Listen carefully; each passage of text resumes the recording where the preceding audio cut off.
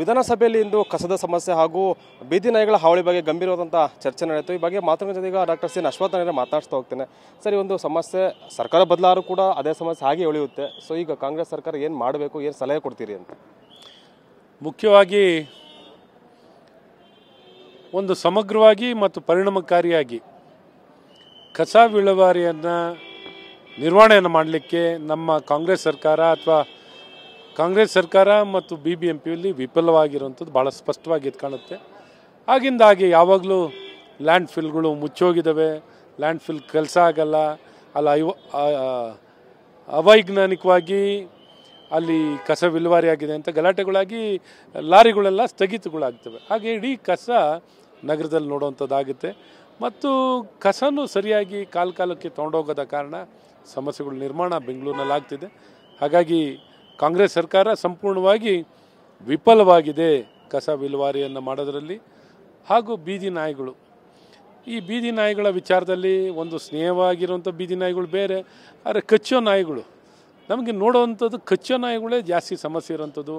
ಯಾವ ಮಕ್ಕಳುಗಳು ಓಡಾಡಲಿಕ್ಕಾಗಲ್ಲ, ಯಾರು ಬೈಕಲ್ಲಿ ಓಡಾಡಲಿಕ್ಕಾಗಲ್ಲ, ಹೋಗಿ ಕಚ್ಚೋದು, ಚೇಸ್ ಮಾಡೋದು, ಈ ರೀತಿ ಬೀದಿ ನಾಯಿಗಳ ಹಾವಳಿ, ಫೆರೋಷಿಯಸ್ ಡಾಗ್ಗಳು ಹಾವಳಿ ಸಿಕ್ಕಾಬಟ್ಟೆ ಆಗಿದೆ. ಹಾಗಾಗಿ ಇದನ್ನು ಒಂದು ಜಲವಂತವಾಗಿರುವಂಥ ಒಂದು ಸಮಸ್ಯೆಯಾಗಿ ಉಳ್ಕೊಂಬಿಟ್ಟಿದೆ.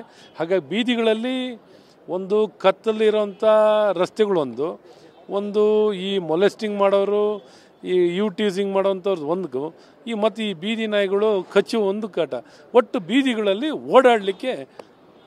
ಓಡಾಡೋಕ್ಕಾಗ್ತದಂಥ ಪರಿಸ್ಥಿತಿ ನಿರ್ಮಾಣ ಆಗಿದೆ. ಆಗ BJP ಸರ್ಕಾರದ ಅವಧಿಯಲ್ಲಿ 40% ಗಂಭೀರ ಆರೋಪನ ಮಾಡಿದಂಥ ವಿಪಕ್ಷ ಕಾಂಗ್ರೆಸ್ ಆಗಿದ್ದಾಗ ಈಗ ಆ ವರದಿಯನ್ನು ಈಗ CM ಸಿದ್ದರಾಮಯ್ಯ ಸಲ್ಲಿಕೆ ಮಾಡಿದ್ರೆ ಇವತ್ತು ಕ್ಯಾಬಿನೆಟಲ್ಲಿ ಕೂಡ ಚರ್ಚೆ ಆಗುವಂಥ ನಿರೀಕ್ಷೆ ಇದೆ. ಏನು ಹೇಳ್ತೀರಿ?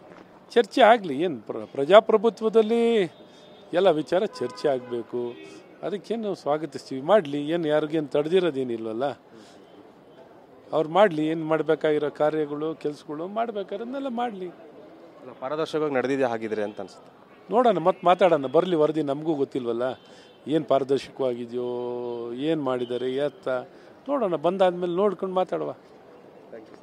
ಎಸ್ ಕೂಡ ಶಾಸಕ ಅಶ್ವತ್ಥನಾರಾಯಣ ಸ್ಪಷ್ಟವಾದ ಮಾತು. ಕ್ಯಾಮರಾ ಪರ್ಸನ್ ಅಶೋಕ್ ಜೊತೆ ಅನಿಲ್ ಕಲ್ಕೆರೆ, TV9 ಬೆಂಗಳೂರು.